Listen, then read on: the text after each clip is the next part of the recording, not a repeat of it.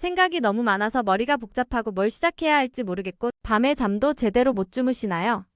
걱정 마세요. 오늘 제가 여러분의 머릿속을 맑게 비우고 행동으로 나아갈 수 있도록 기막힌 방법을 알려드릴게요. 이 영상은 단순히 문제를 해결하는 것을 넘어 여러분의 삶의 질을 한 단계 더 끌어올릴 수 있는 기회가 될 것입니다. 우리는 살아가면서 수많은 생각에 파묻혀 지내곤 합니다. 때로는 이 생각들이 우리를 이끌어주는 나침반이 되기도 하지만 때로는 꼬리에 꼬리를 물고 이어지며 우리를 혼란의 미로 속에 가두어 버리기도 하죠. 좋은 생각이든 나쁜 생각이든 건설적인 생각이든 파괴적인 생각이든 생각의 양이 과도해지면 우리의 정신과 신체는 쉽게 지쳐버립니다. 마치 끝없이 돌아가는 쳇바퀴 위를 달리는 것과 같죠. 이렇게 생각이 너무 많을 때 혹시 생각 과잉 또는 생각 중독 더 나아가 사고가부하라는 말을 들어보셨나요? 네, 맞아요. 우리의 뇌가 감당할 수 있는 정보, 처리 용량을 초과하여 과부하 상태에 빠져 제대로 기능하지 못하는 상태를 말합니다. 이 상태에서는 작은 결정조차 내리기 힘들고 무기력감에 빠지기 쉬우며 심한 경우 불안장애나 우울증 같은 정신건강 문제로 이어질 수도 있습니다. 이럴 때는 단순히 생각을 멈춰야지 하고 다짐하는 것만으로는 부족해요. 왜냐하면 우리의 뇌는 끊임없이 무언가를 생각하고 정보를 처리하도록 설계되어 있기 때문이죠. 하지만 걱정 마세요. 우리가 충분히 통제하고 조절할 수 있는 부분도 분명히 있습니다. 오늘 제가 알려드릴 방법들은 여러분이 넘쳐나는 생각의 홍수 속에서 길을 잃지 않고 오히려 그 생각들을 생산적인 에너지로 전환하여 여러분의 삶에 긍정적인 영향을 미칠 수 있도록 도와줄 거예요. 이제 더 이상 생각의 늪에 빠져 허우적거리지 말고 저와 함께 시원하게 탈출해볼까요? 이 여정은 쉽지 않을 수 있지만 분명히 여러분의 삶을 변화시킬 강력한 도구가 될 것입니다. 첫 번째, 생각의 정체를 파악하고 이름을 붙여주기입니다. 우리는 생각에 압도될 때가 많지만 사실 그 생각들이 어떤 성격을 가지고 있는지, 왜 우리를 괴롭히는지 제대로 들여다본 적이 거의 없습니다. 마치 눈앞에 거대한 벽이 있다고 생각하지만 알고 보면 그림자에 불과한 것과 같죠. 여러분의 생각을 한번 종이에 적어보세요. 이때 중요한 것은 어떤 판단이나 비판 없이 그저 떠오르는 대로 모두 기록하는 것입니다. 마치 머릿속의 모든 잡동사니를 비워내듯 말이죠. 머릿속에서 빙글빙글 맴돌던 막연한 생각들이 글자로 구체화되는 순간 우리는 생각의 실체를 객관적으로 바라볼 수 있게 됩니다. 걱정, 불안, 후회, 기대, 분노, 슬픔. 어떤 감정들이 여러분의 생각을 지배하고 있나요? 이 생각들이 현실에 기반한 구체적인 문제인지 아니면 그저 막연한 두려움이나 비현실적인 상상에 불과한 것인지 구분해 보는 것도 중요합니다.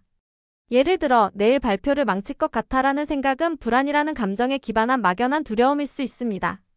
반면 내일 발표 자료가 아직 부족하다는 생각은 해결해야 할 구체적인 문제입니다. 그리고 이 생각들이 지금 당장 해결해야 할 시급한 문제인지 아니면 나중에 생각해도 될 혹은 지금 당장 통제할 수 없는 문제인지도 따져보세요. 이 과정에서 여러분은 생각의 실체를 직면하게 되고 생각에 휘둘리는 대신 생각을 통제하고 관리하는 주도권을 되찾을 수 있게 됩니다. 이를 통해 우리는 비로소 생각의 주인이 될 수 있습니다. 두 번째, 오감 활용을 통해 현재 순간에 몰입하기입니다. 생각이 너무 많을 때는 우리의 뇌가 과거에 대한 후회나 미래에 대한 불안감으로 과도하게 활성화되어 있습니다. 이때는 잠시 뇌를 쉬게 해주고 우리의 오감을 깨워 현재 이 순간으로 돌아오는 것이 중요합니다. 시각, 청각, 후각, 미각, 촉각 이 모든 감각을 의식적으로 활용하여 지금 이 순간의 경험에 온전히 집중하는 연습을 해보세요. 이는 우리가 흔히 마음챙김이라고 부르는 명상 기법의 일종이기도 합니다. 예를 들어 따뜻한 차 한 잔을 마실 때 단순히 마시는 행위를 넘어 차의 온기, 은은한 향, 입안에 퍼지는 맛, 컵의 색깔과 형태, 그리고 차를 마시며 들리는 작은 소리에 온전히 주의를 기울여 보세요. 주변의 작은 소리들, 예를 들어 시계 초침 소리나 멀리서 들려오는 자동차 소리, 새소리에 귀 기울여보거나 부드러운 담요의 촉감, 발바닥이 땅에 닿는 감각 등 일상 속에서 쉽게 접할 수 있는 오감을 의식적으로 느껴보는 것도 좋습니다. 자연 속으로 나가서 신선한 공기를 폐 깊숙이 들이마시고 나뭇잎이 바람에 흔들리는 소리를 듣고 아름다운 꽃의 색깔과 형태를 눈여겨보세요. 오감을 활용하는 것은 우리를 현재 순간으로 다시 데려오는 가장 강력한 도구 중 하나입니다. 과거에 대한 후회나 미래에 대한 불안 때문에 생각이 많아지는 경우가 많은데 오감은 우리를 지금 여기에 단단히 붙잡아줍니다. 이는 뇌가 과거와 미래를 오가는 대신 현재에 집중하도록 유도하여 과도한 사고활동을 줄여줍니다. 세 번째, 짧은 명상 또는 의식적인 호흡 연습하기입니다. 명상이라고 하면 뭔가 특별한 자세나 복잡한 절차가 필요하다고 생각하기 쉽지만 전혀 그렇지 않아요. 그저 잠시 눈을 감고 자신의 호흡에 집중하는 것만으로도 충분합니다. 편안한 자세로 앉거나 누워서 숨을 들이쉬고 내쉬는 과정에 모든 주의를 기울여 보세요. 공기가 코를 통해 들어와 폐를 채우고 다시 몸 밖으로 나가는 이 단순한 과정에 온전히 집중하는 겁니다. 이때 다른 생각이 떠오른다면 자연스럽게 떠오르도록 허용하되 그 생각에 휩쓸리지 않고 다시 부드럽게 호흡으로 주의를 돌려놓습니다. 마치 구름이 흘러가듯 생각을 바라보는 연습을 하는 거죠. 하루에 단 5분이라도 꾸준히 연습하면 놀라운 변화를 경험할 수 있을 거예요. 호흡은 우리의 심박수와 신경계를 직접적으로 조절하는 가장 기본적인 수단입니다. 깊고 느린 복식 호흡은 긴장을 완화하고 부교감 신경계를 활성화하여 마음을 차분하게 가라앉히는 데 도움을 줍니다. 명상은 우리의 뇌를 리셋하고 불필요한 생각의 과부하를 줄이는 데 매우 효과적인 방법입니다. 특히 아침에 일어나서 혹은 잠자리에 들기 전에 짧게라도 명상을 하는 습관을 들이면 하루를 시작하거나 마무리하는 데 큰 도움이 됩니다. 네 번째, 몸을 움직여 생각의 에너지를 전환하기입니다. 신체 활동은 단순히 몸을 건강하게 하는 것을 넘어 스트레스를 해소하고 과도한 생각을 줄이는 데 탁월한 효과가 있습니다. 가벼운 산책, 조깅, 요가, 필라테스, 스트레칭, 수영, 춤 등 어떤 것이든 좋습니다.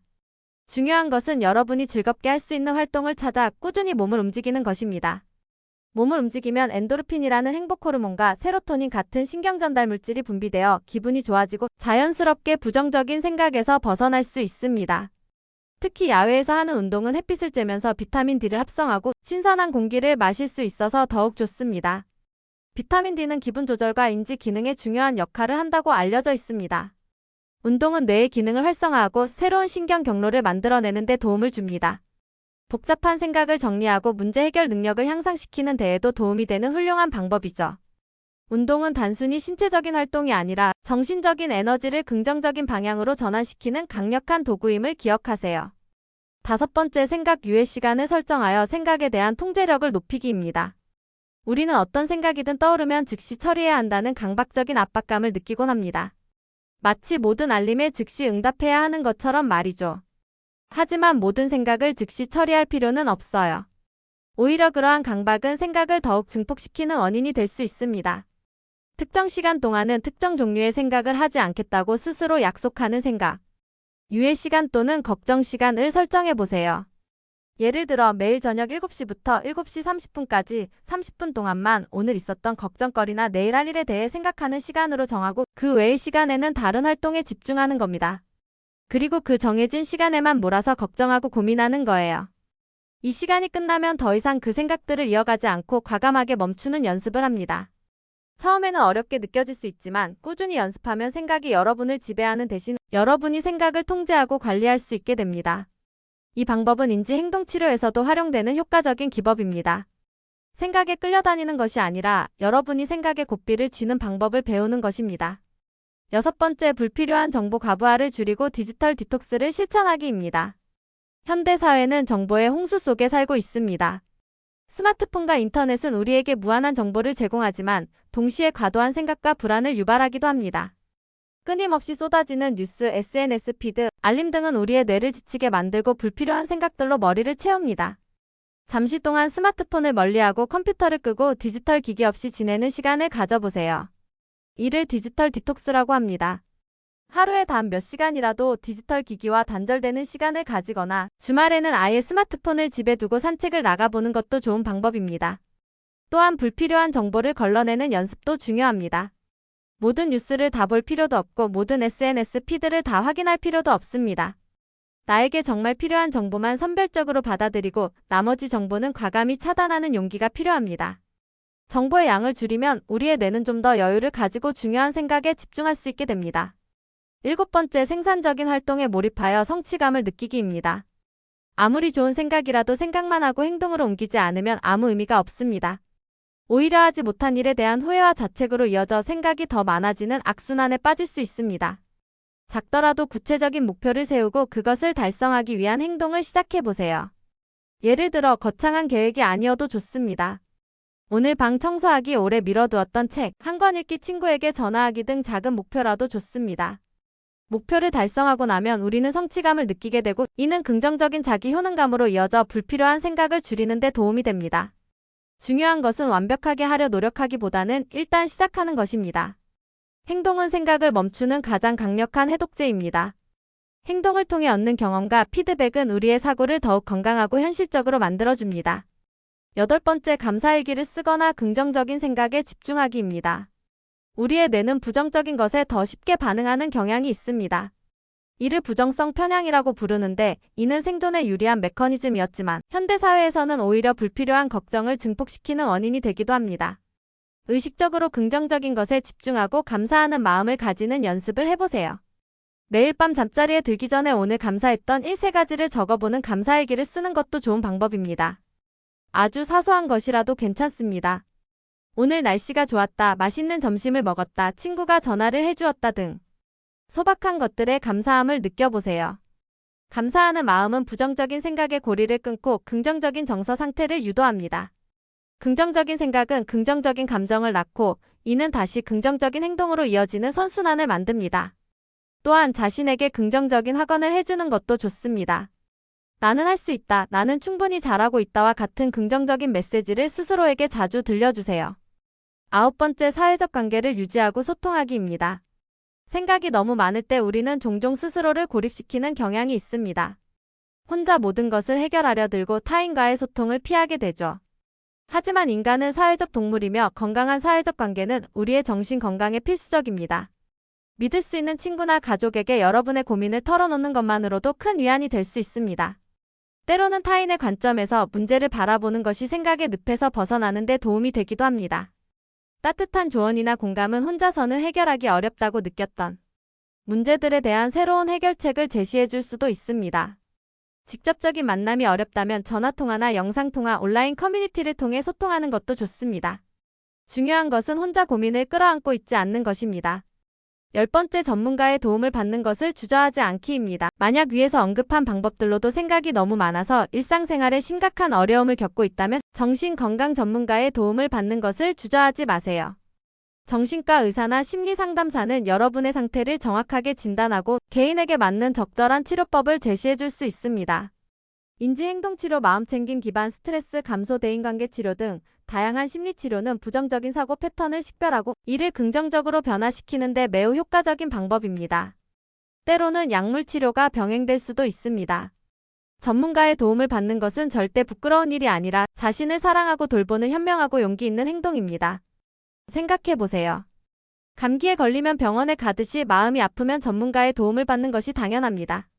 2025년 현재에도 정신건강에 대한 사회적 인식은 점차 개선되고 있으며 다양한 지원 시스템이 구축되고 있습니다. 여러분 혼자 힘들어하지 마세요. 자, 여러분. 오늘은 생각이 너무 많을 때 어떻게 하면 이 생각의 늪에서 벗어나 다시 활기찬 일상으로 돌아갈 수 있을지에 대해 정말 다양한 방법들을 이야기 나눠봤습니다. 이 모든 방법들은 한 번의 드라마틱한 효과를 가져다 주기보다는 꾸준한 연습과 노력이 필요하다는 것을 기억해 주세요. 하지만 꾸준히 실천한다면 분명히 여러분의 삶에 긍정적이고 지속적인 변화를 가져다 줄 거예요. 중요한 것은 완벽하게 하려 노력하기보다는 작게라도 꾸준히 시도하는 것입니다. 오늘부터 딱 한 가지라도 좋으니 제가 알려드린 방법 중 여러분에게 가장 와닿는 것을 선택해서 지금 당장 실천해보세요. 그리고 여러분의 경험을 댓글로 공유해 주시면 정말 감사하겠습니다. 여러분의 작은 실천이 다른 분들에게도 큰 용기와 영감이 될 수 있을 거예요. 생각이 너무 많아서 힘들 때 이 영상을 다시 보면서 마음을 다잡고 긍정적인 에너지로 가득 채우시길 바랍니다. 우리는 충분히 잘 해낼 수 있습니다. 여러분의 건강하고 평온한 마음을 진심으로 응원합니다. 다음 영상에서 또 만나요. 안녕.